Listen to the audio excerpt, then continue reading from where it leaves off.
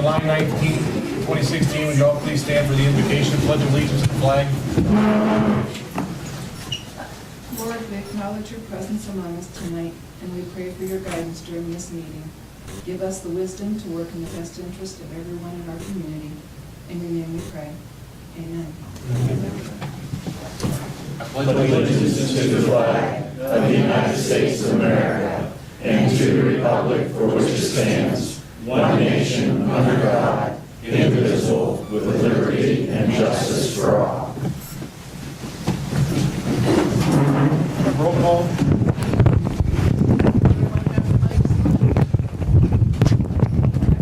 Here. Here. Here. Here. Here. Here. Here. Lewis? Here. Blaisdell? Okay, before we do the discussion of the meeting minutes for June 21st, I believe there was a question on the June 7th one that was not finished at the last meeting. Yeah, I had asked for my opinion on the voting with paper ballot to be reflected in the minutes. I know it's not necessarily required, but I still wanted that in there for the posterity of it. And I ended up asking for a vote, and it came to a draw, and we needed a tie-breaking vote. So I'd like to settle that today. How's that change going to read?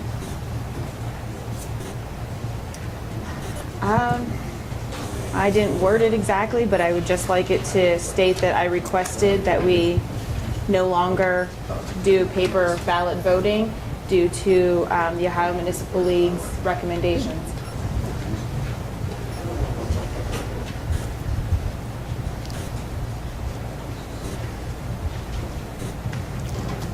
I think you offered that as an amendment to the minutes.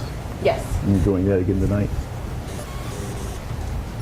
Yeah, if that's how that works, because it wasn't passed, do we have to do another amendment, or do we just have to?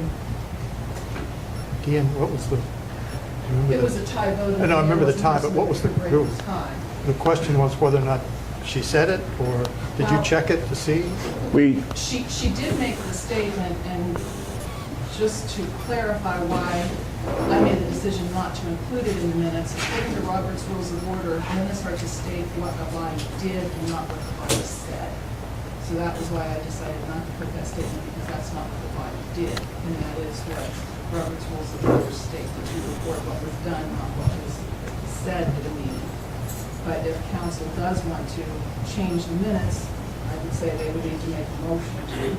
Was this a council comment thing? Or? No, this was during the approval of the minutes. This came up, and Deanne suggested that if we wanted to make that change, the addition to the minutes, that it should be done by an amendment. And we had a split vote, 3-3. I remember that, yeah. And Brian wasn't here to break the tie. Right, and you said that we should Do it do it again. at the next meeting. And the reason I brought it up is because I attended that Ohio Municipal League meeting, and they said that under no circumstances do they recommend a paper ballot vote that is a secret vote, even if it's going to be immediately read afterwards. They look down upon that, and I really like that what Ohio Municipal League has suggested, and I think that that's something we should do. And that's why I want it reflected in there, because again, in the Robert's Rule of Orders, they've also said that at Ohio Municipal League, they also said that we should include in our minutes the how we got to a decision, not just what was voted on and the result, but they also like to see the how you get to a decision. If you can't tell how you got to a decision by the minutes, they don't look upon them as full minutes. Now that's maybe changes that have occurred over the past couple of years since somebody else has maybe gone to these meetings, but I really like that. And I mean, if my opinion is wrong, then I would like somebody to, give me the written legislation stating that what I want to do is not correct. No, I don't think your opinion's wrong. It's just a question of whether or not opinions should be included in the minutes. And if you included everyone's opinion in a lengthy discussion, your minutes would be 18 pages long. And that's why they do it that way. Suddenly turns into a transcript instead of Yeah, minutes. it becomes a transcript rather than minutes, and that's the justification for the Robert's Rules of Order position. But I don't care if you want to vote on it again tonight. that's what we agreed to do. So I think if anything, it would just simply be a motion to include a brief reference to what you said, not necessarily. Yeah, I'm not asking And for remember- pages of, And it is recorded But- on the video. yeah, and- not everybody watches that, though. But it is there, so. So I don't know if I have Do to we- make another Yeah, motion, or if we Do can we need a motion, reopen a it. second New again? motion, or you want me to just vote? Repeat it, let's do it again. We have a void vote there. Okay, so then I'd like a motion to include that information in the minutes for June 7th, it would have been.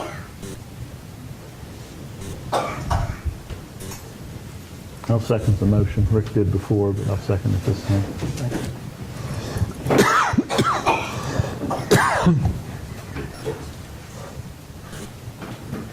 Deanne?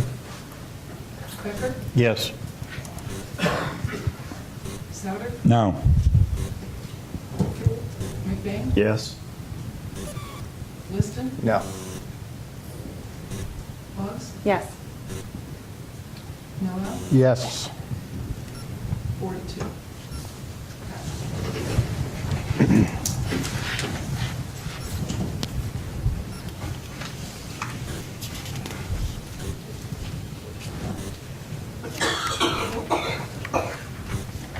Okay, there was also a comment in regards to the June 21st minutes, right?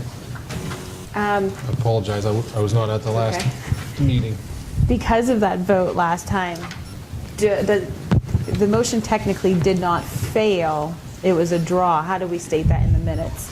According to Robert's Rules of Order, a motion is lost if it does not pass or fail. Okay, so does that need reworded? Because it says motion failed in our minutes. So would we put You're talking about the the original vote? vote? Yes. I think the minutes can simply reflect that there was a vote taken, it was 3-3, and then the minutes are amended to reflect what was done tonight.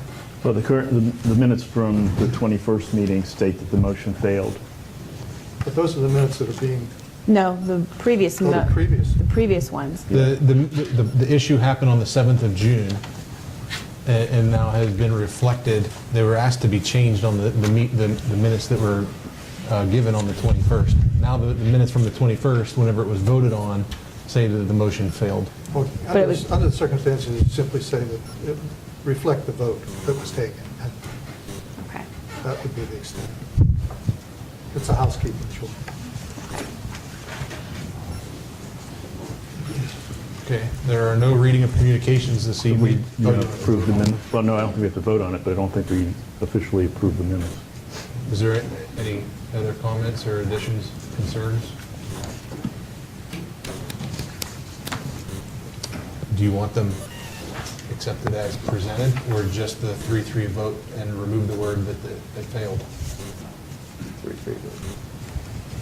So I As would- amended to Yeah. reflect simply the vote. I would suggest one of you make a motion then to amend the minutes to reflect that it was a 3-3 vote, and not that it failed. I'll make a motion that we amend the minutes to show that it was a 3-3 vote. A second. Deanne?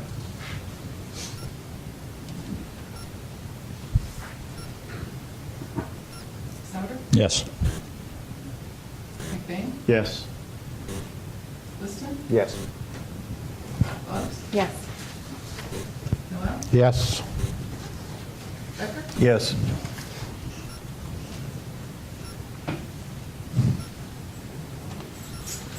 Okay, you received the Columbiana Park Recreation Cemetery Board meeting minutes of June 27th, 2016.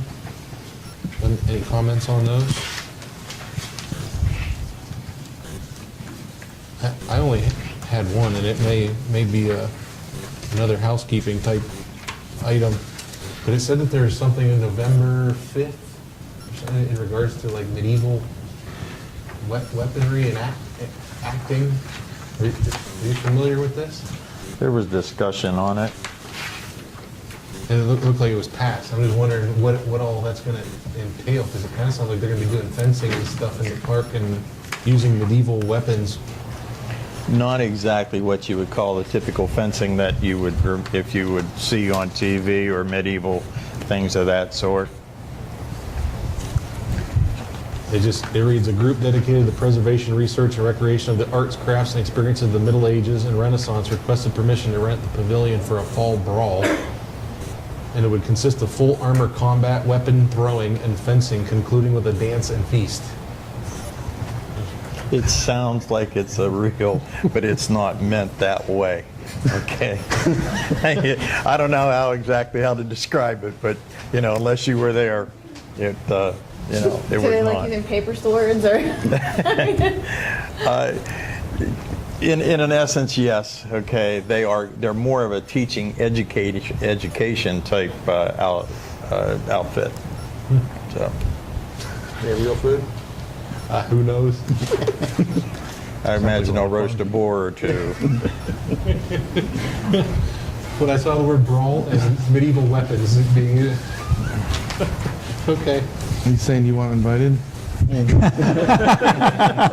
a casual observer. We received the Planning Commission meeting minutes of July 12th. Any comments on those? If not, we'll move into recognition. First, we have Lance Newton and Tony Perry from Arrow Disposal regarding garbage pickup. Come on up. State your name, address for the record. Lance Newton, 9520 Washingtonville Road, Canfield. I'm here, and I read in the newspaper over here, one garbage hauler and recycling pickup. I felt like I was in Salem again. And we've been going town to town with one garbage pickup, and fortunately, I'm here to tell you what my feelings are on the one garbage hauler. I'm from Latonia, grew up in Latonia. My father's Big Newton, and I'm sure you know my father. And we're very involved in the community. Greenford Christian Church, Columbiana. My uncle was Gary Newton, stationed in Columbiana. I started Arrow in 2005 with Allison Perry out of Salem. And I started that business to give employees jobs. And that was my biggest thing, is I love giving people jobs. So my biggest thing is for you is to tell you, Columbiana is like Latonia, it's our community. And my feeling is whether Mr. Blaisdell, Mrs. Boggs, or Skip, or any one of you, if you use Air Disposal, that's great. I love you as a customer, but my feelings on one garbage hauler, I don't feel anybody should be told who they use as a garbage hauler. It's just not right. I don't feel it in my heart that you should be told. Even if you told me today that I could have Columbiana, the whole town, to be the garbage pickup and the recycling, I wouldn't be interested. For the simple sake, it's not fair to the community to be told Air Disposal is your hauler.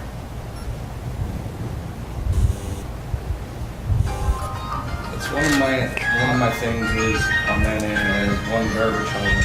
I apologize for that. The recycling end is another issue. With Salem, I mean, with their bins that they have, the complaints are they're overloaded. But when it was all said and done with that end, they're looking at other locations to put garbage bins.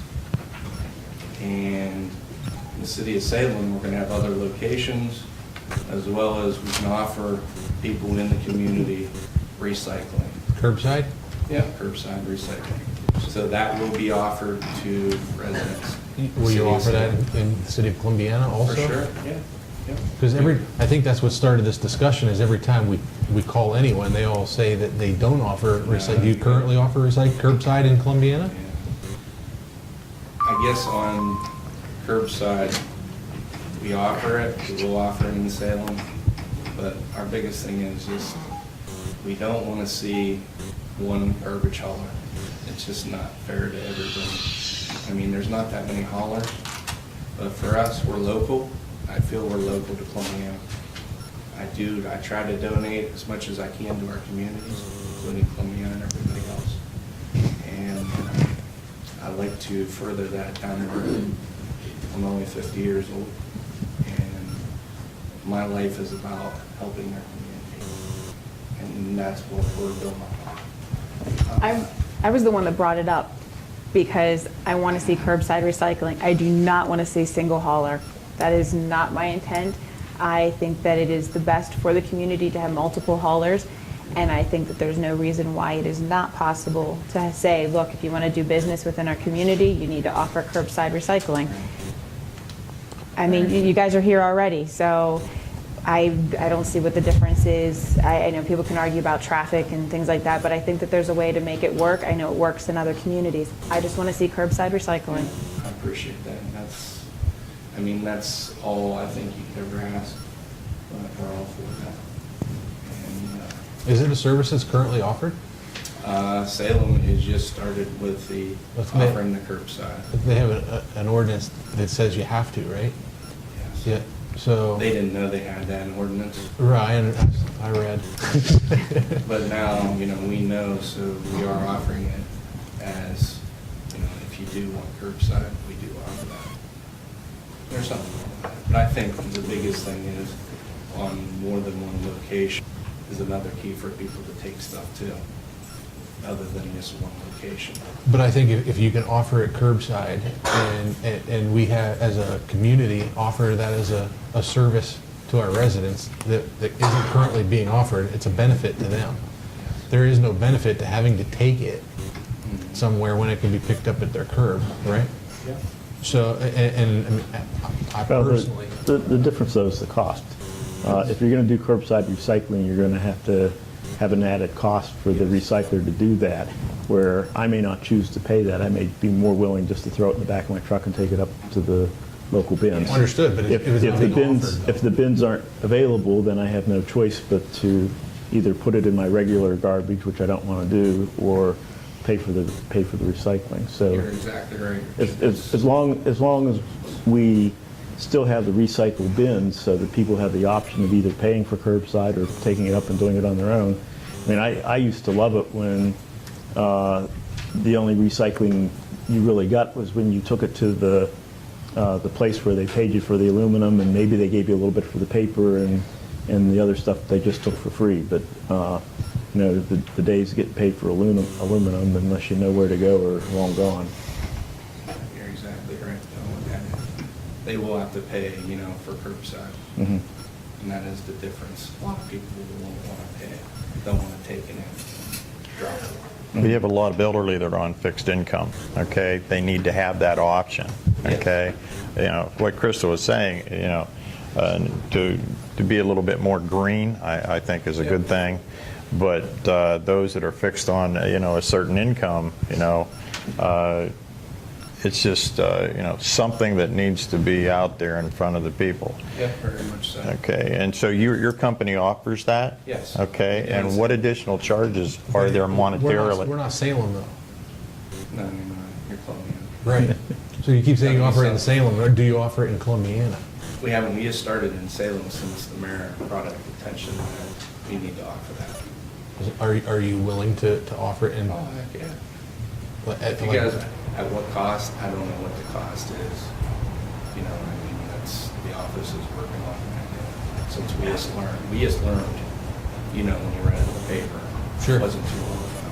Mm-hmm. We are going to look to offer that as well in Salem. And we do it in Columbiana as well.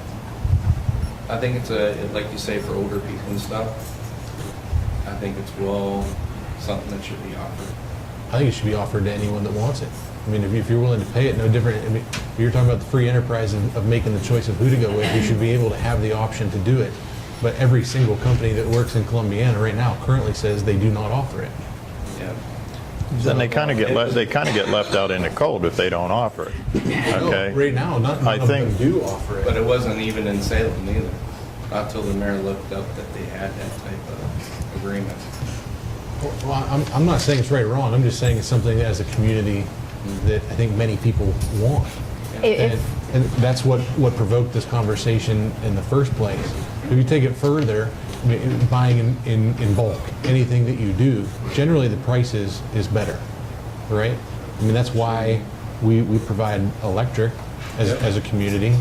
We wouldn't have to. I mean, I don't think anyone in Columbiana has a problem with the fact that Columbiana is the electric department. Right? And that's one choice.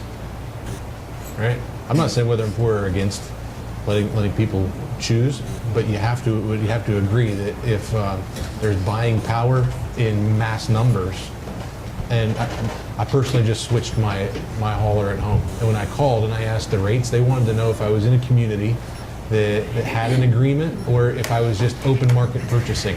When I said I was open market, the price was higher. So I understand the idea of wanting everyone to have free choice, but the free choice costs everyone more. So if as a community, you were the lowest price and the entire community saved money and got more services, who loses in that? If you go to one garbage hauler, I'm just trying to figure out who if you loses go as to a one garbage community.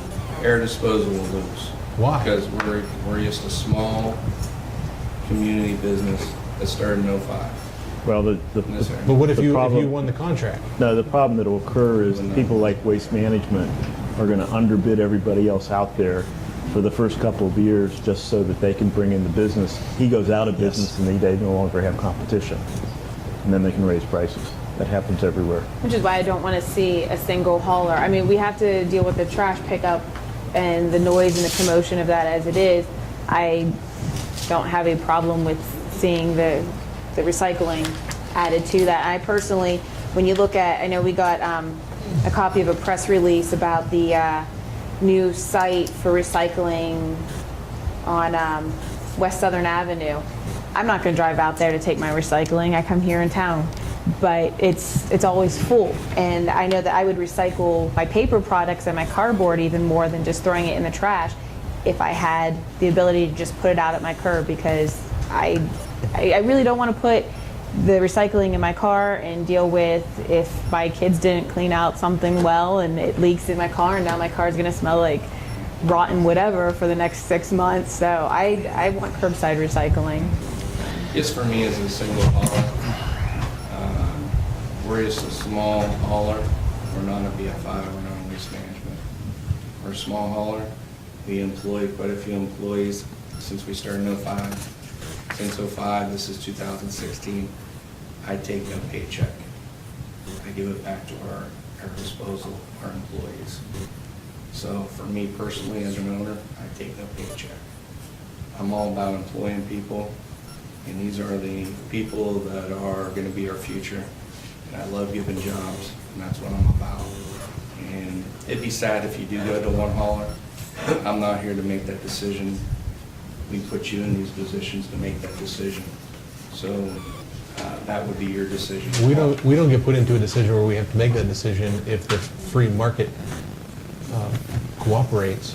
Yeah, exactly. And I'm all for curbside recycling, like I say, we started as well for Columbiana. You know what I mean? But other than that, I mean, You want to figure we out want to do whatever we can for Columbiana. I mean, that's what it's about. I just pray you don't go to one hauler. there'd be no reason to go to one hauler if we have the Everybody services. offers. Well, no, actually, you only need one person to offer it because those that want curbside recycling will get switch it. to that user, Yep. to that provider. I was going to say, you want to grow your business? Start offering it.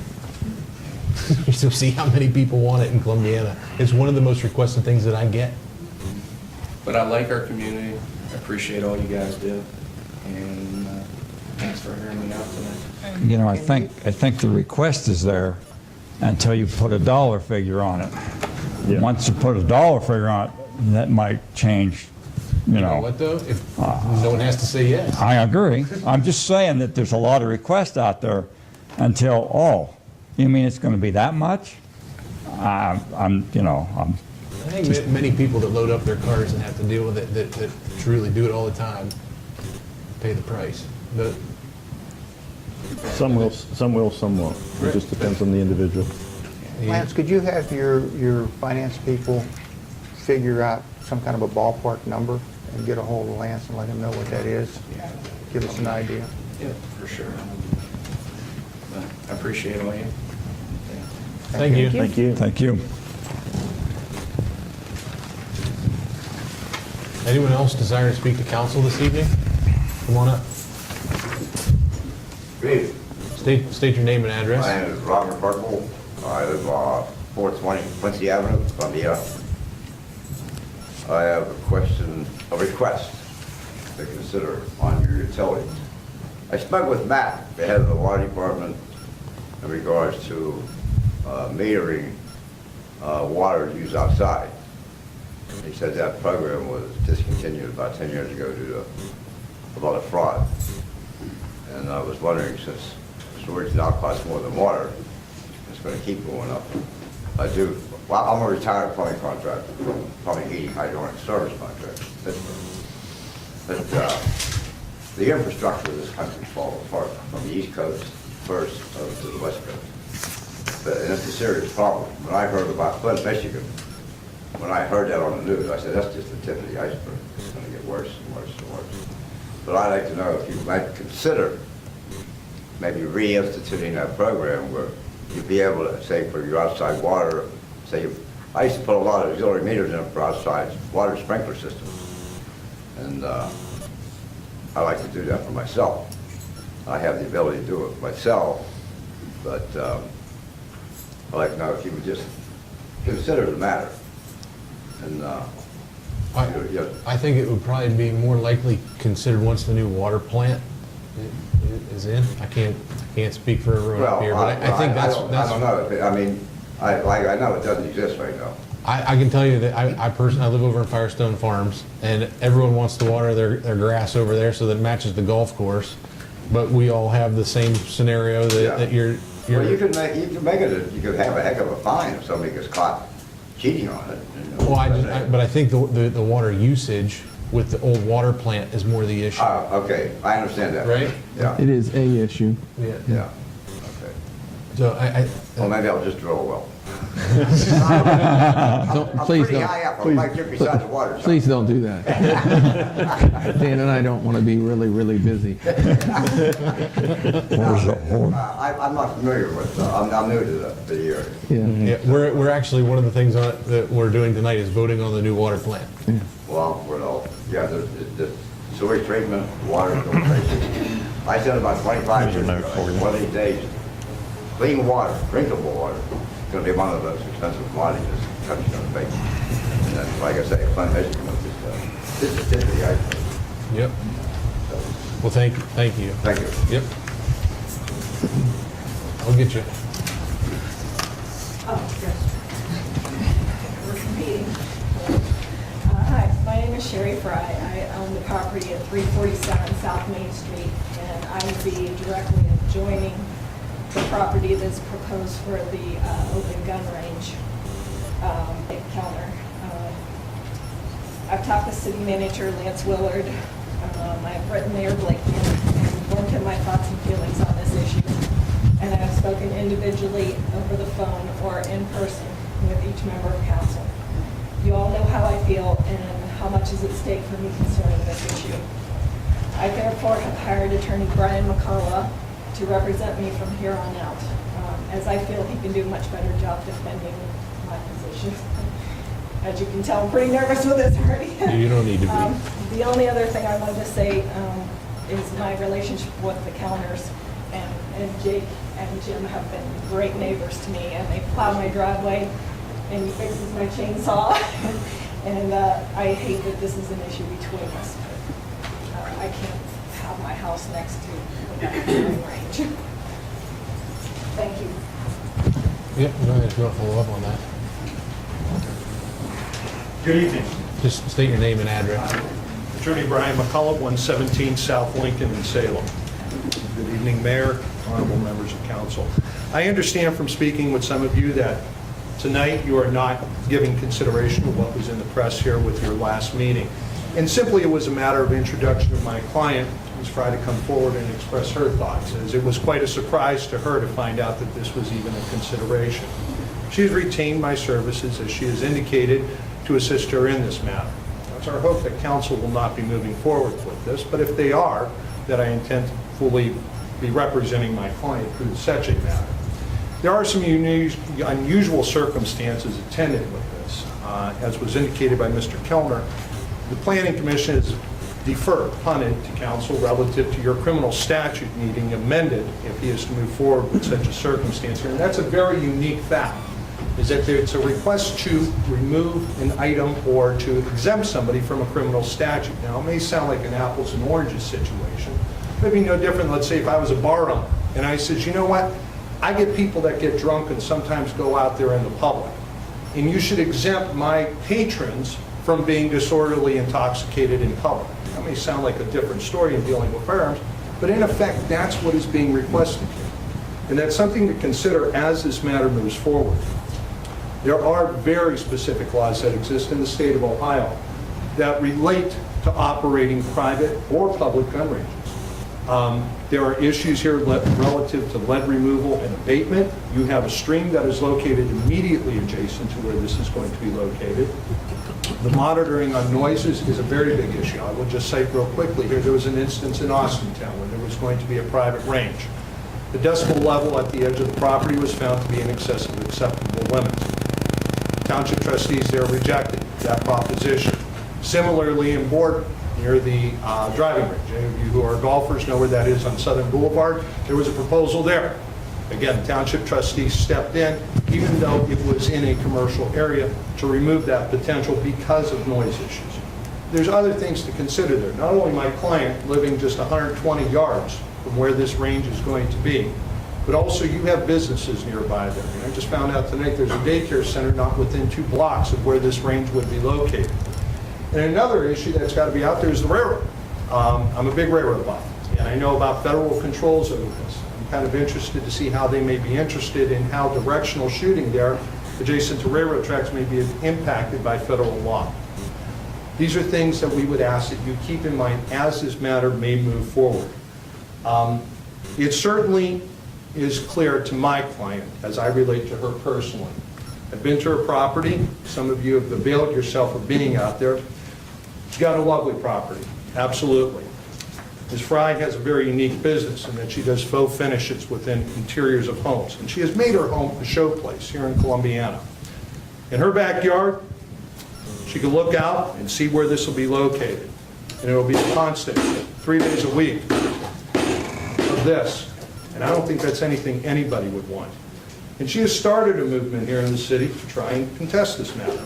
To date, they've handed me petitions containing over 200 signatures in opposition to this. Finally, I'll just close with this.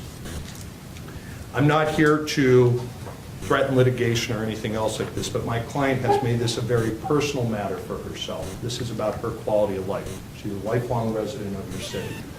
And as this moves forward, council should deliberate and give due consideration. That's what a democracy is about. I'm law director up in Camel, and that's exactly what I would be telling my council sitting there. Give it thought. But as you move forward, just know that she intends to fully exercise her rights as a citizen. That includes moving forward issues such as the ballot box, issues such as court. And we hope none of that happens. We want to cooperate with our neighbors. We want to cooperate with council. Thank you. I'd like to clarify one thing. Certainly. I was at the Planning Commission meeting and was one of the people that supposedly just stated punted, and we did not punt on anything. The Planning Commission can't take action and vote to approve or not approve something. Then I stand corrected, Mayor. Right? So that's what we did. We said before we could ever take action, and the business as it was proposed was told no that night. That's why there is no action. The laws would have to be changed for the city to even be considered in front of the Planning Commission. So that's, I think, what you're looking at in discussion. I didn't hear they were told no. Well, were you told yes? No. You're correct. Were you given the blessing of the planning commission to begin building your outdoor range? I was not. Okay. This is no different than other things that spread around like wildfire on Facebook, and I personally told everyone on that spread, as did Yes. Dick, that what was being discussed was not the truth, and that the council would first have to discuss whether or not to even vote to allow ranges within the city. Correct. If so, where? And at that point, the planning commission, and only then, could deliberate on a business within a zone that would allow it. You are correct as to the procedure. That's All of why it those- all starts here, and that's why we're addressing council. I just want you to know that there is no discussion right now on council voting to approve a gun range next to your house. That's right. It would only be whether to allow ranges anywhere within the city, and if so, where, i.e. an industrial area, could be anywhere. And at that point, then planning commission could make those decisions, and not until then. So I just want to clarify that this is cart before the horse as far as anyone stating that the council or anyone else is allowing a gun range or even considering one in front of your home. Would I be notified if that were to come up? Because I didn't know about this. And I'm right next door to it. Well, but there's nothing even on the agenda tonight, Okay. Yeah. right? Just going even further, when the issue was presented at the last meeting, I was running the meeting because Brian was out of town, and I tried to press council to make a motion to do something on this issue. And no one on council made a motion, which in my mind said that council declined to act on this issue. And I didn't feel that we needed to have a yes or no vote. If we just simply chose not to act, the issue becomes dead in my mind. It requires us to take action, both to amend the laws to allow live fire at some locations in the city, and then the second thing which is required, right now a live fire range is not a permitted use in any zoning area within the city, so we would have to amend something to allow a live fire range in certain districts, and it would have to have all kinds of stuff related to noise and safety and all those other issues. We've taken no steps towards that in any direction. And we could propose that tonight and say, let's do that, and then, have a motion in a second. It could fail because it may not get a second. It could fail because it may not get support, or it may get support. But, I was under the impression after the last meeting that this matter had essentially died. Me too. Very good. Thank you. Thank you.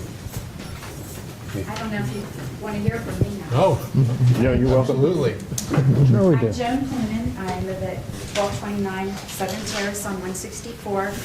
We also heard that council was approached about changing the variance, and we too did not want an open fire range there. So my friend Linda Plant and I, also a resident of Southern Terrace, we circulated a petition to hand in tonight.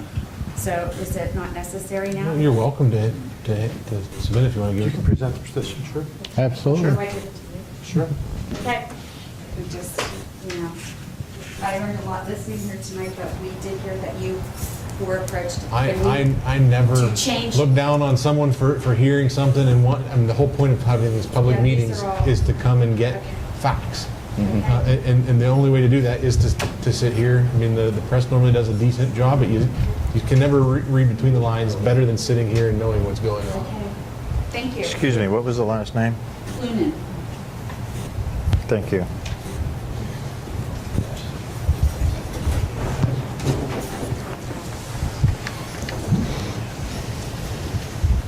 Good evening. My name is Don Plant. I live in Southern Terrace, 114. I moved in there in February.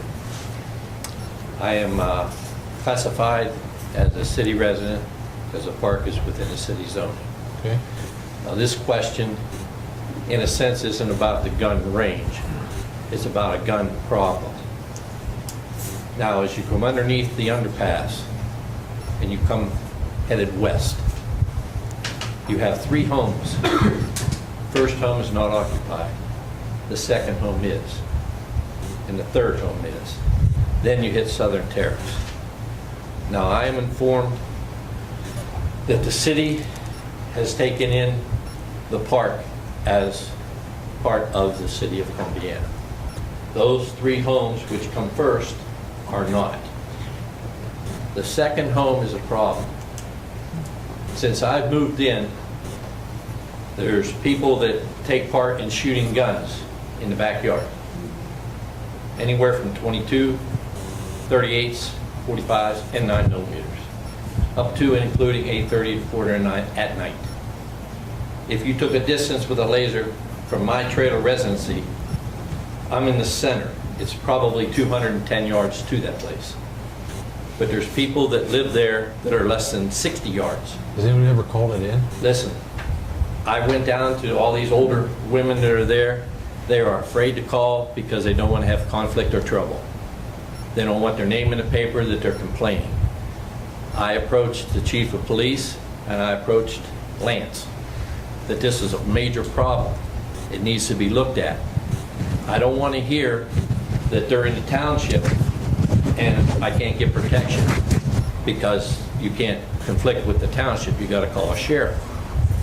But I informed the two gentlemen that the old Jehovah Witness Hall is a daycare center now. If you go to the daycare center on the street and line up at the treetops, you're in a straight line where the shooting occurs. I don't know about whether there's a backstop behind the two homes. I don't know where the stray bullets are going, and you're firing at a railroad tracks. So as a concerned citizen of Columbiana, that's a problem that needs to be approached, because if a cop is sitting on this side of the railroad tracks at the underpass, he can't help but hear that shooting. But he can't do anything because that's not part of the city. And at the same time, you can't call a sheriff and get a sheriff to come, because sometimes they'll tell you that you're in the city, where my residency is, I should be calling the city cops. Okay. So there is a definite conflict there. But my concern is one stray bullet into the daycare center or into the railroad, hard to tell what you got. I agree with you. I mean, That just being settled the problem on whether it's going across the street or not. This is a problem that should be looked at, because the longer you let it go. do you mind telling council when you brought this to them? I seen the chief of police on a Monday, it was probably 4 or 5 weeks ago, and I seen Lance the following Wednesday, and they told me they would try to get this stopped. It didn't happen for a long time, but there's times that when 5:30 rolls around on a Sunday night, there'll be shooting. Then there'll be no more shooting till 8:30. And to call and get somebody to come, I don't know whether they monitor the city calls on a police monitor, but you could go clear out Kelly Park, come around. You're more than welcome to come and sit at my place if you want to and listen to it. Take the time. I'll feed you whatever you need. But you sit there. The older people that I went and talked to on that Sunday night, I was standing in their pavilion, and the shooting was right through the trees, which is less than 60 yards from me. And that was 8:30. But these guys are letting off, I know they're letting off 9mm, and they must be shooting with a laser scope, because there's nobody that wants to waste that kind of ammunition at 8:30 at night. But this is a major concern, because now there's a daycare center, and that's straight through, and the railroad tracks is the first place they're crossing. But if anybody would be interested, it'd be highly recommended that something should be looked into on that issue. Maybe you can stay after the meeting for a few minutes. Sure will. Thank you. Chief, does Fairfield Township still have a constable? No, sir, they do not. I met with Mr. Plant. He came in and expressed his concern, exactly as he stated. That's exactly what I told him, basically. The places he's referencing are out of the city. The problem is that it's not illegal to fire a weapon in the township or the county, provided you're not firing into the city property or into an unsafe direction. We have no proof that that's happening or not happening. We don't know either way. We don't know if they have a backstop. I did try to enlist the cooperation of the citizens at that residence, even though it's outside the city. I mean, there isn't a wall there. I can walk over and ask. It doesn't hurt. We tried that, apparently temporarily abated it, but again, it's not something I can go and say, if you don't, then I'll arrest, or there's nothing really that I can do. It is in the sheriff's jurisdiction. He, again, can only do what state and township law allows him to do. And they do have a response time to get there. A lot of times in the areas close to the city, They rely on us to help in emergencies, and they may have a time to get there where they may or may not see the activity taking place. So it's problematic. I agree that certainly is annoying in terms of the noise. 8:30 on a Sunday night is illegal. Near as I can tell, it's not illegal, and it puts us in a difficult position to render the help that he's requesting that he needs. Maybe we need to have a discussion with the trustees. It's possible that we could do that, and then certainly we can ask for their help. Again, if it's not illegal, I'm not 100% sure what anything they can do. It doesn't hurt to talk and try to come to a resolution. Okay. We have that in other areas of the city. Quite frankly, there are areas that are jagged in terms of the boundary lines, and there are people that may use their property to fire weapons or do other activities that would be illegal, literally 60 yards away, as he stated. But if you're 60 yards away, you're facing a safe direction, you're not shooting into the city, and you're not creating a hazard, it's just not illegal. And that's what I advise Mr. Plant. Okay. Go ahead.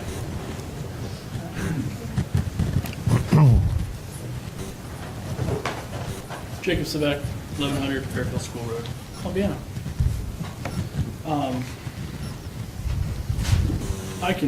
I respect everybody's opinion for or against.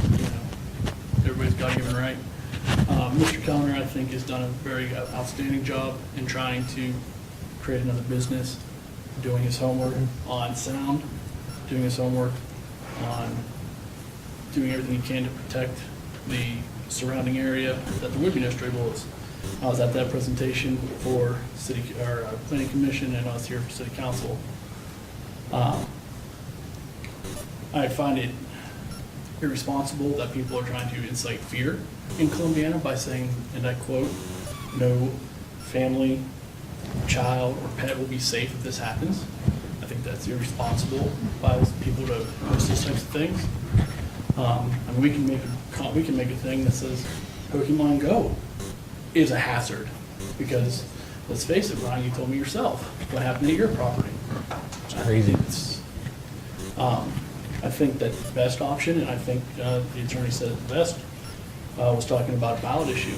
I think it takes responsibility off of the council, off of 6 people representing 6,000 people, and allows 6,000 plus people of Columbiana to make that decision on whether the city should go forward or not go forward with allowing a live fire range within the city limits of Columbiana.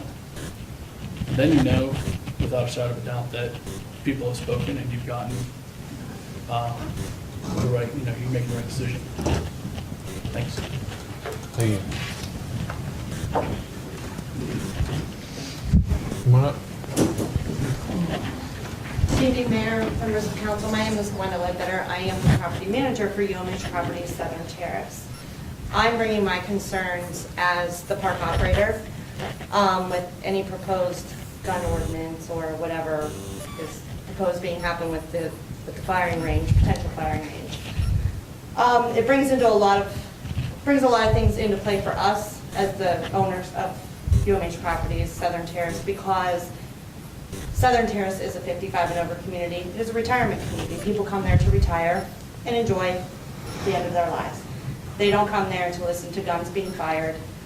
I've had several calls. I have a lot of veterans in my community, and just with the issue that Mr. Plant was talking about, I have PTSD sufferers. Those are, that gun being fired all the time. And I can tell you personally, I host a game night once a month there on Thursdays. And I was there and we were playing cards, and I was like, who is shooting a gun? It was where our clubhouse is. I don't know if all of you are familiar with where my office is there in the clubhouse. We were inside the clubhouse, and it sounded like it was literally 2 homes back. It was really loud. So, we have some concerns as the park operators for the noise. What we have offered our residents. They move in, they sign leases with us. It's a retirement community. So I just hope that you would all keep an open mind and take into consideration the people who live. We have a petition with over 121 signatures on it. And that was just 2 ladies who are my residents going around a couple evenings. I'm sure we could drum up a lot more support if we needed to. And I also am sure that our company's corporate attorney would be very interested if this were to move forward. Okay? Sure. Thank you for your time. Thank you. Any other comments?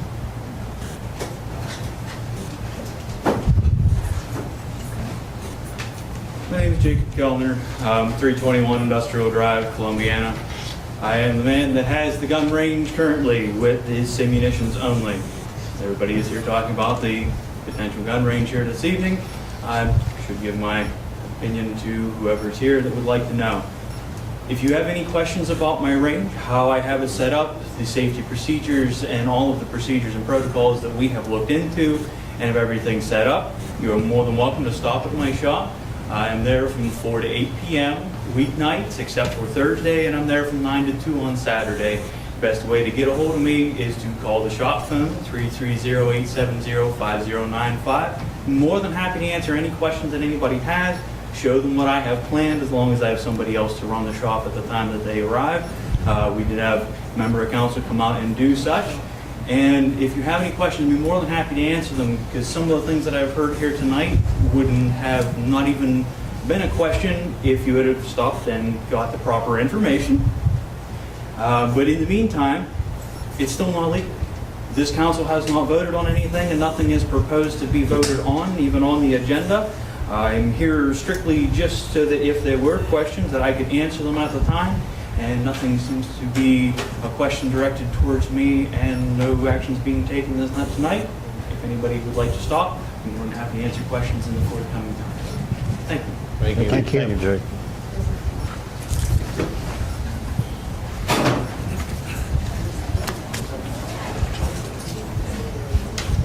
Any other comments? Go ahead.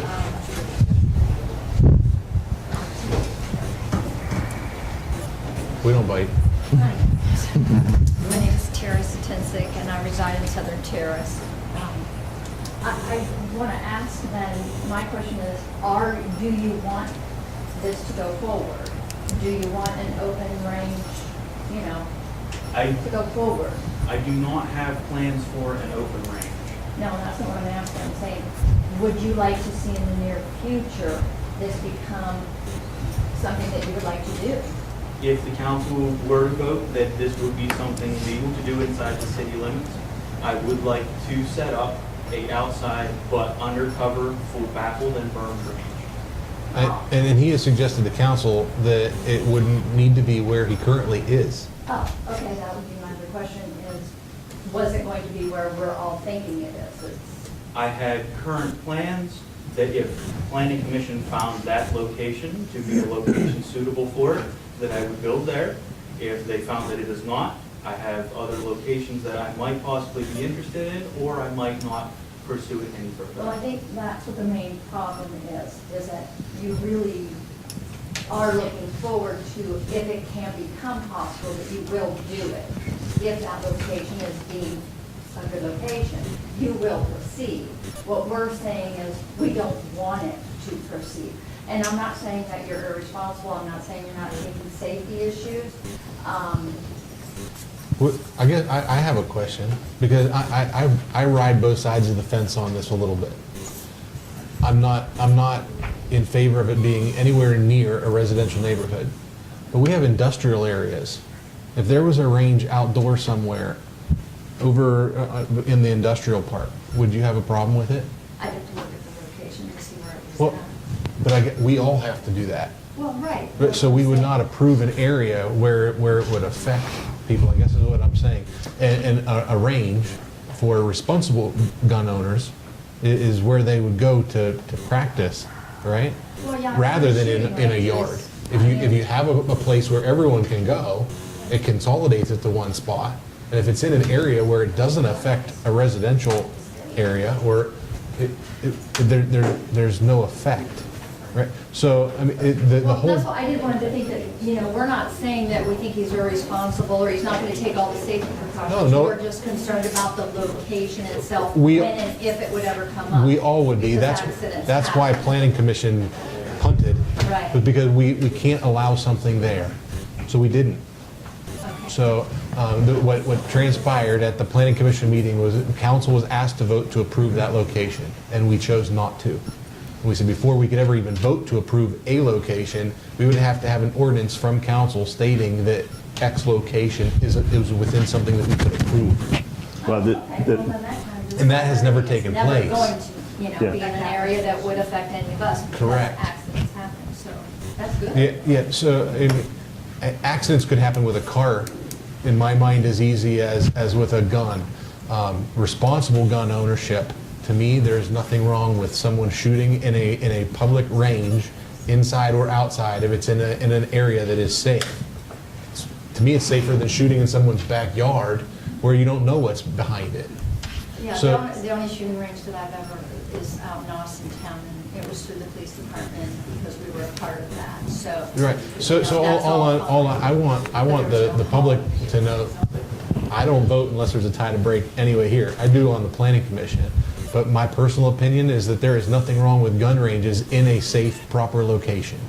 I'm not for them where they're going to be abutting someone's home or where you've got other businesses directly next door where something could happen. But if we've got an area in the city where that's not the case, I see nothing wrong with having a range so that people that do want to do it as a sport, a lot of people enjoy target shooting that could. Are you proposing indoor or outdoor? There already is an indoor range at that location. We But have it's a simulation. non-lethal indoor range. They don't shoot, it's a simunition weapon that's, or bullet with paint. So there's nothing right now the council has approved or is voting to approve your location. That's all I can do to put your fears to bed.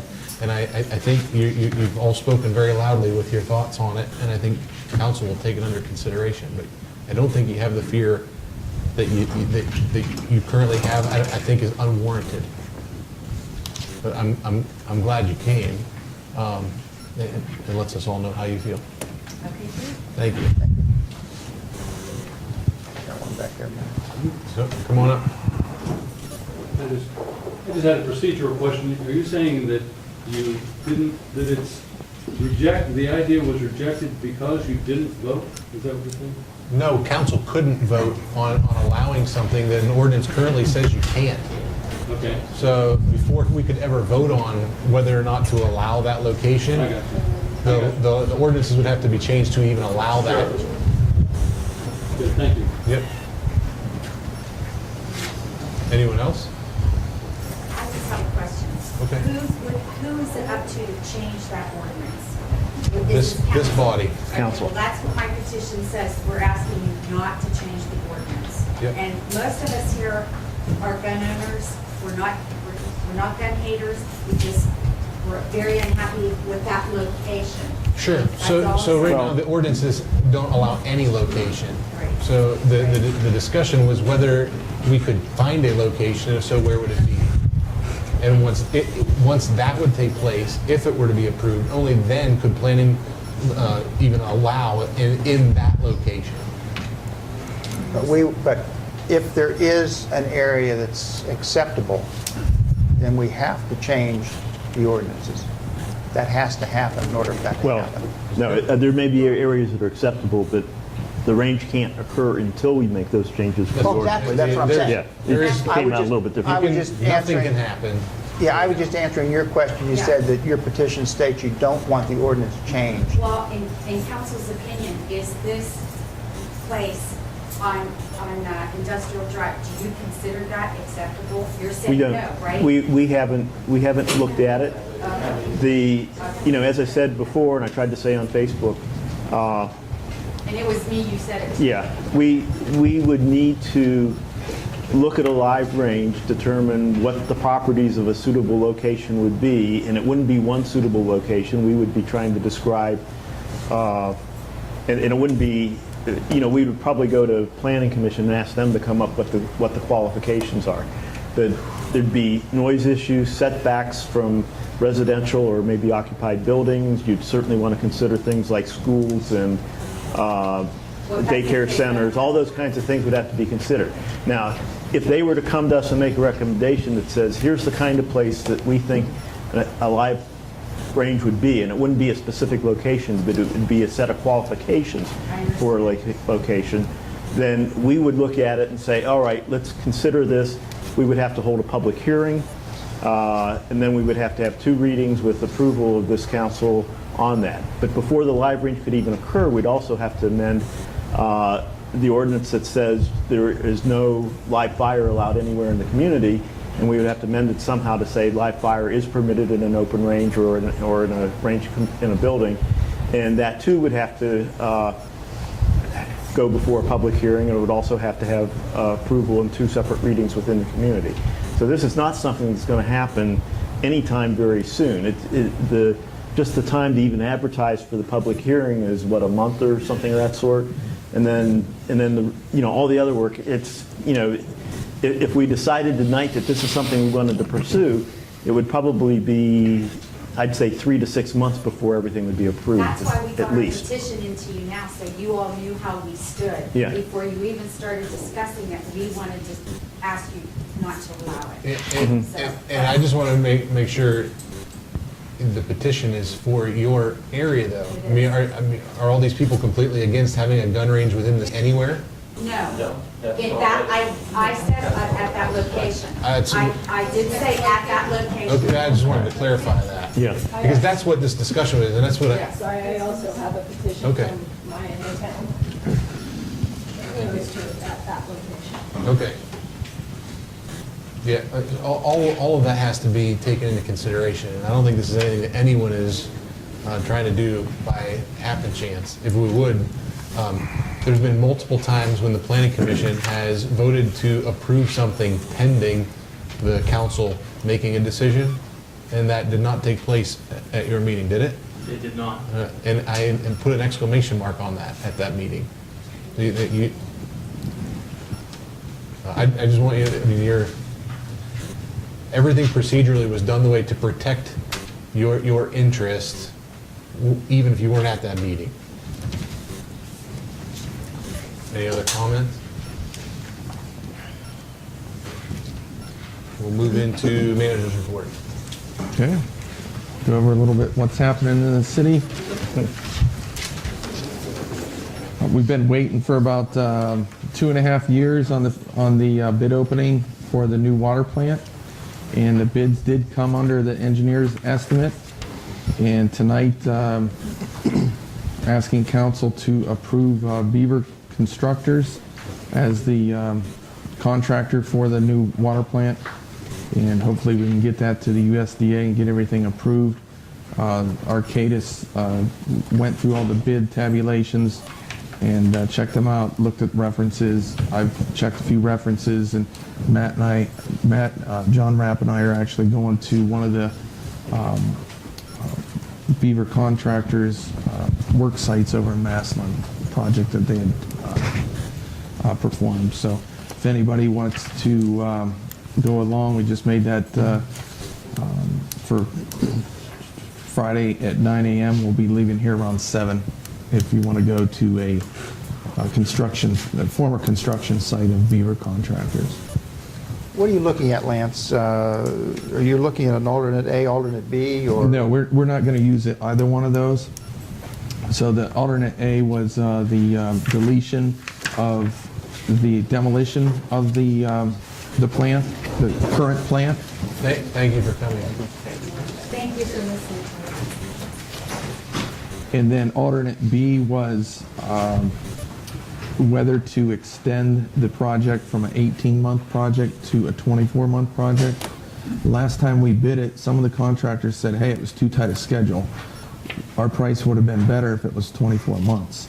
So we had that as a bid alternate this time.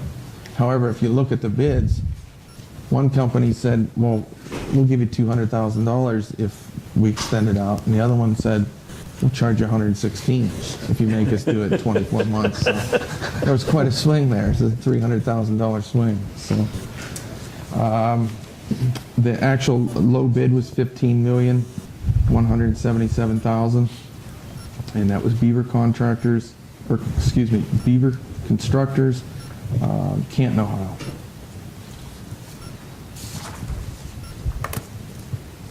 At the last meeting, we talked about vendors setting up at unapproved sites that people hadn't come into the planning commission.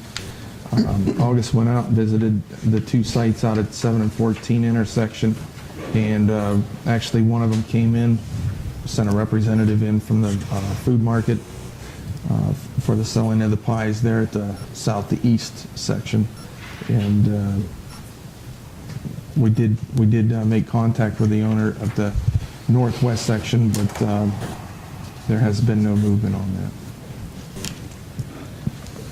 Administration stuff. The insurance committee met this week. We are getting ready for the 10/1/2016 renewal. So the insurance committee will meet, and then they'll give us recommendations prior to the 10/1/2016 meeting.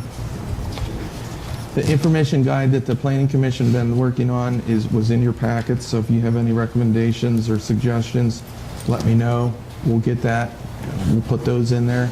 We'll put your recommendations in there, and then we'll get that third draft out to Planning Commission, and then we'll plan on having a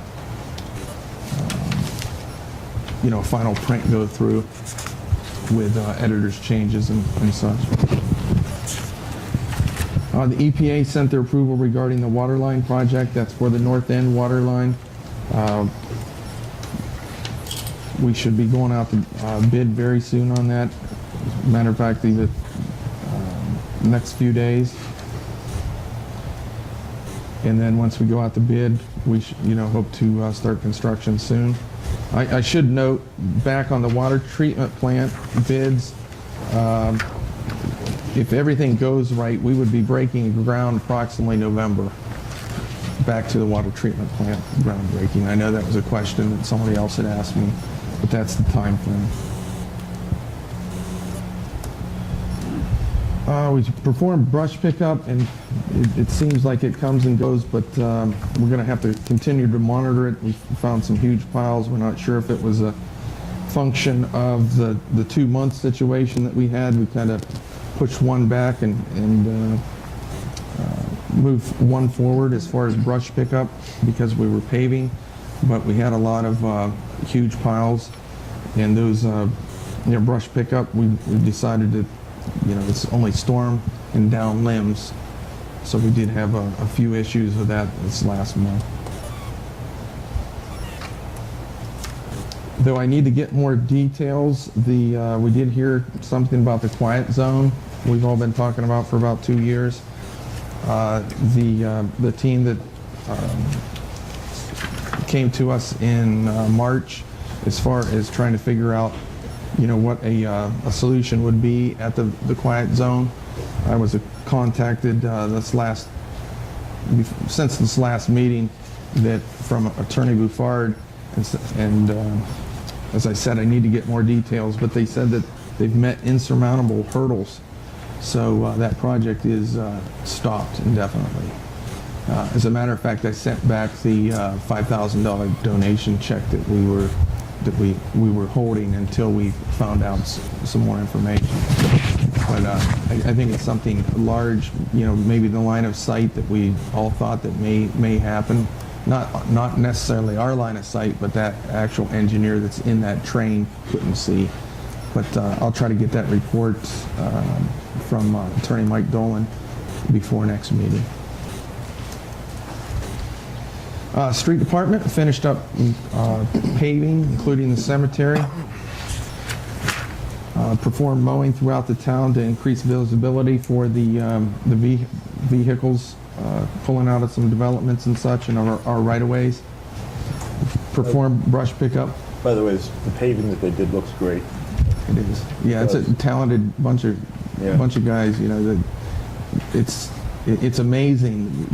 We're one of the only cities, I believe, that actually pave, but there are every department. It's all hands on deck. You've got people from the park. A couple years ago, we had the meter reader hauling grindings and such. So everybody pitches in, and for them to have the talent to know how to do that is something, and to keep that equipment well maintained and planning well in advance. Working on that huge renovation of. I know Jake helped a lot with it. Of the actual paving machine. they basically rebuilt that last winter, and they have the talent to be able to do that. And it's a pretty old paver, but it still works, and we appreciate all their, all that they do to get that done. And we do save a lot of money by doing it ourselves. So. I just have one question. Yeah. A lot of times, our folks do a fantastic job on mowing and things like that around the park area, but there are some areas in town that we cannot get to, and I know that we hire private individuals. Sure. And I don't know that the public really knows that. Yeah. I'd like to see us, and I don't know exactly where we could post it, of when or where these areas are that private individuals are hired to do the mowing or leaf pickup or what have you. Sure. It might take away a few issues where someone drives around the town and says, well, why isn't that mowed? Well, it may not be our people that do it. Sure. Okay, and yes, they're responsible for these areas, and those private individuals are responsible for those areas and the times that they're supposed to be able to cut them. Right. It may solve some small issues and put some fires out before they kindle bigger. Sure, thanks. I know August and Officer Franchi, I believe, have been working on they work really well together as far as the high grass complaints last year, and we've really got a handle on most of them for this year as far as the residents are concerned. And they worked at, just appreciate, Chief, that you're able to do that. But I will get that list that you mentioned. And maybe you don't know where to post it, but if somebody's concerned about it, you can say, well, it's right here. Please take your time out, of your day, and you'll see when it's to be done. Sure. Thanks. Wastewater Department, they performed a panel upgrade at the East Park Avenue lift station, also at the Manor Pump lift station, or Manor Circle lift station, excuse me. We sent a pump out for evaluation at East Park Avenue, and we'll determine, depending on how much it costs, whether we rebuild it or buy a new one. And we had in the budget to order some spare parts for the wastewater plant. We're going to consider getting some pumps for 2 of our lift stations, so we can, if one goes out, we can, just get in there, get it changed out, and send the other one to be reevaluated. Water Department, we met, and the team, we've been really working on with Howes and Baird on the water line project, and working with Arcadis on the water plant project, and of course the bid opening and all this, preparing all the paperwork for the USDA to get those bids to them. Park and Cemetery, they're concentrated on mowing, of course. They've been removing underground or undergrowth throughout the park. It's looking really nice. The 4th of July festivities went very well, including the cleanup days following for the park guys. I had a complaint on the fireworks. Oh, did you? They were loud? No, there were too many clouds. Too many clouds. If next year council could take care of that. Yeah, we'll get a projector and put 2013's footage on there.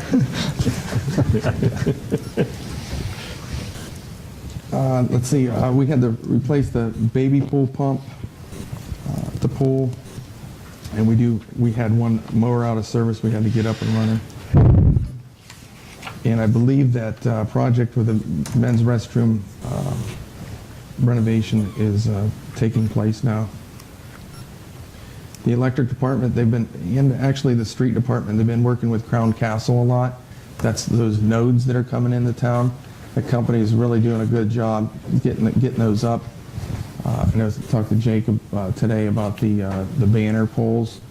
I mean, they move really quick on that, and hopefully we can get some design criteria out there so we can determine what size banners we can use on that. We don't want to overdo it, and we'll look at the line of sight issue as far as that tree's concerned, coming from the north. But yeah, they're doing a good job, and they're doing a lot of underground work with that fiber, and then trying to get it rehabbed as quick as possible. So Yeah. I expect they'll be out of town They've by next done meeting. the third one over by Allen Avenue is in progress this afternoon. When I looked and I drove down the street to look at the other two, because when I went down earlier in the day, I hadn't even noticed they were there. Yeah, well, that's a good sign. It's amazing. They poured concrete today. Yeah. They've been doing a good job, and they've actually, they've got a lot of the rehab done on that alley. So both the street department and electric department have been working with them. The electric department, you might have saw them out on Sunday. They were out from, I think, 6 p.m. all the way. I think they worked 12 hours on Sunday. They had to put a new service at Burger King, so they had to really work together to, get, we've got a fast food restaurant. We got to get up and running, and missed the target by a little bit, but we were able to do it. Actually had to come through the drive-through lane, so it was quite a project. We do have a truck in the shop for repair at in Alliance for one of the shop trucks. I think it was one of the bucket trucks. I think that's all I have, Brian. Okay. Any comments on the bill list for July 5th through the 19th? Just one question. On the 14th, what is it? Public Entities Pool of Ohio. Is that insurance fund or? Yeah. That's our insurance, yeah. It's for the insurance for the whole city. Okay. It's an annual amount. Okay. Just a number that kind of set me back. That covers liability, that covers, vehicles, buildings. Okay. That just everything we insure. Okay. And we were pretty happy with that number over last year's number too. Yeah, it only went up like $200. Okay. Stayed pretty steady. No other comments? If not, we'll move into old business. Due to the length of the ordinances, can I have a motion to read them by title only? So moved. Second. Deanne?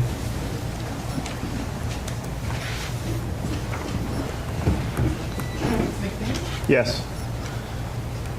Yes. Yes. Yes. Yes. Yes. Resolution number 16-R-494, second reading. A resolution accepting the recommendations of the Charter Review Commission presented on June 21st, 2016, concerning the amendment of Section 4.12 of the amended charter for the City of Columbiana, Ohio, and submitting said recommendations to the electors of the city at the next regular municipal election to be held November 8th, 2016. So moved. Second. Any comments? Deanne? Yes. Abstain. Yes. Yes. Yes. Yes.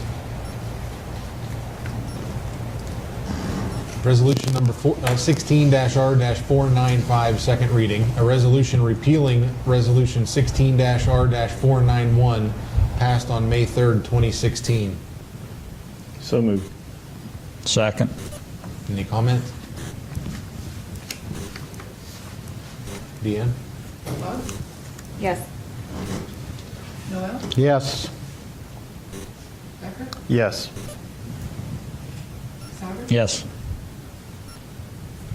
Yes. Yes. Ordinance number 16-0-2872, second reading. An ordinance enacting and adopting a supplement to the Code of Ordinances for Columbiana, Ohio, current through February 2nd, 2016. So moved. Second. Is this just adding everything in to the Yeah, we do this yearly. book. Mhm. Any comments? Deanne? Yes. Yes. Yes. Yes. Yes. Yes. Ordinance number 16-0-2873, second reading. An ordinance amending section 660.17 of the codified ordinance of the city of Columbiana, Ohio. So move. Second. Who is this one for? Weeds. What's that? Weeds. Oh, okay. I'm sorry, I wasn't at the meeting. It's called early ground. Any comments? Deanne? Yes. Yes. Yes. Yes. Yes. Yes. Need a motion to read this next ordinance as an emergency. So moved. Second. Deanne? Yes. Yes. Yes. Yes. Yes. Yes. Ordinance number 16-0-2874, emergency. An emergency ordinance authorizing the city manager to enter into a contract with Beaver Constructors Incorporated, 2000 Beaver Place Avenue Southwest, P.O. Box 6059, Canton, Ohio 44706, for the furnishing of all labor, materials, and equipment necessary for the Columbiana Water Treatment Plant project. So move. Second.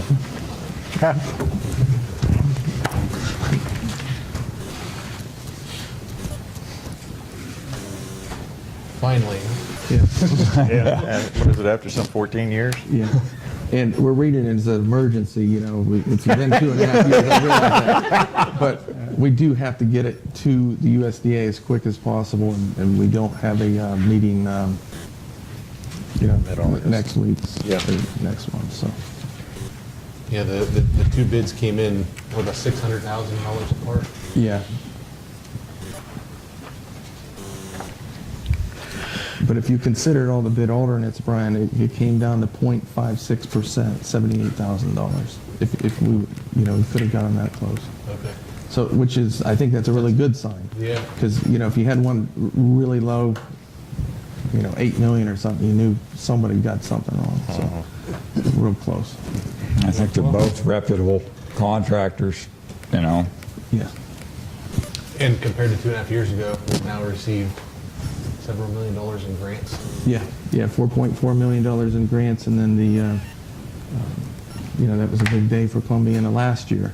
And for the year before, right? Yeah, so this project's going to be about a $21 million project.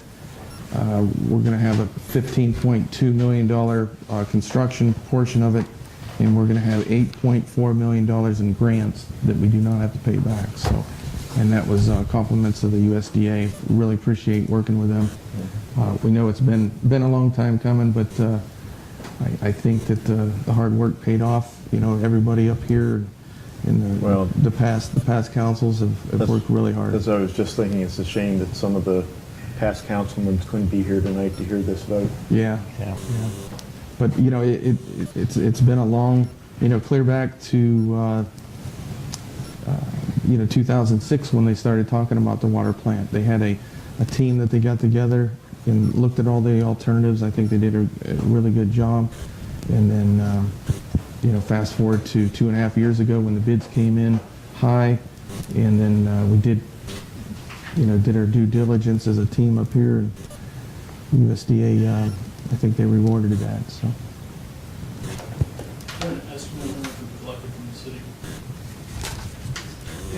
We've got a lot, the $11 service charge. It's close to about $1 million. It brings in about $450,000 a year. And we've been doing it since October 2014. So it's coming up on 2 years. And it'll be an 18-month project, and then the first payment won't be due until after that, so we'll still be able to collect that fee, before we start accumulating any interest. Actually, the other really nice thing that we heard from the USDA right before bid openings is the interest rate actually dropped significantly since. Can't complain about that. Yeah, that's right. I mean, and if she said significantly, that's at least a half to 3/4%. So. We should vote on this before things change. Yeah. Sorry. We're trying to make it take another 10 years. Hey, it's been 10 years. We're going to give it some time. Deanne? Yes. Yay. Buzz? Yes. Noel? Yes. Becker? Yes. Souter? Yes.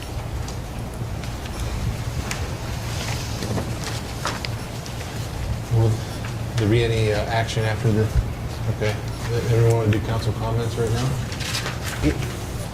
You know, I would like to make a comment. Pat Lalonde passed away, who was she was on the Civil Service Commission, and I had the pleasure of working with her. And I would just like to say that she'd call me up at 8 o'clock at night all concerned about something. Her interest and her love for the city was tremendous. We're very blessed here in Columbiana to have a lot of people serving on a lot of commissions and boards, and those people don't get recognized, but they do it solely because they want to serve this city. And I'd really like to lift up Pat tonight, and all of us remember her and the kind of dedication she had to the city. Not only her, but her husband. And her husband, too. That's true. Yeah, we lost him last October. Yeah, very committed people. Yeah, he was on planning commission for many years, and He was also on the council. yeah.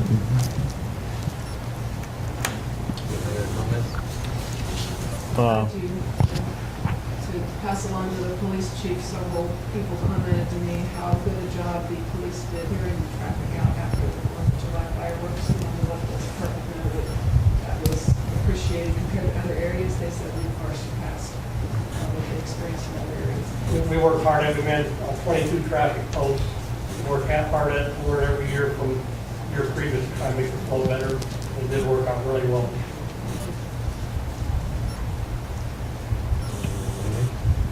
I have one. I forwarded an email along to Lance today, but Ken Rambo from the American Legion also works with East Fairfield Coal, contacted me a couple months back, maybe when did I first? Well, I believe somebody came. Somebody did. was in the audience and mentioned. I mean, they've been working on this for probably 6 months or so, Mhm. but he called me this morning to let me know that barring something unforeseen happening and us being able to work out some minor details, they've gotten permission to bring, what is it here, the United States Marine Corps Light Attack Helicopter Squadron, Squadron 773 with 12 Marines. And they intend to bring the 3 Marine helicopters and land them in, they're requested today to land them in Firestone Park on the softball field by the Dairy Queen and make it kind of tied in with the street fair. And it'll be quite a sight. From what I understand, like a Black Hawk helicopter, one that's a 22-24 Marine helicopter for transport. And they said that that one would be open for the public to be able to go into. And then they'll have 12 Marines here on duty guarding the helicopters the whole time and answering questions. And they thought it'd be a neat way with the American Legion's involvement with the street fair to open it up so that veterans can bring their families and be able to see some of the things that they work with. But it'll also be tied in with the street fair and be here the whole weekend. There's a football game that Friday night, a home game, so people will be able to see those in the park. Should be quite a sight. Yeah, it should be very, very neat. So that's being sponsored by East Fairfield Coal and Tom Makel and his company. They've offered to put up all 12 of the Marines at the Dutch Village Inn, pay for all their hotel, their meals for the 3 days, and any police assistance that may be requested, they've offered to pay for as well. They're doing things top notch, and it's a neat way to highlight the city. I think it'll be a fantastic thing if we can pull it off. They said barring them getting a call where they're needed somewhere, they'll be here. Tom Baker really deserves more credit. This is the second year, and he continues to do this every year. As long as he's able to do something special for veterans during the street fair to the members. So he really deserves a lot of credit for that. Yeah, it should be a pretty neat sight watching 3 Marine attack helicopters land. They're supposed to be before the parade. Yeah, he said they'd be here in the afternoon and stay till mid to late evening Saturday. Any other comments? If not, I need a motion to go into executive session regarding the discussion of certain personnel matters, section 121.22G1, and also the discussion of pending litigation, section 121.22G3. So moved. Second. Deanne?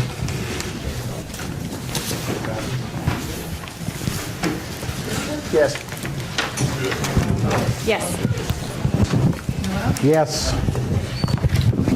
Yes. Yes. Yes. Have a motion to come out of executive session? Second.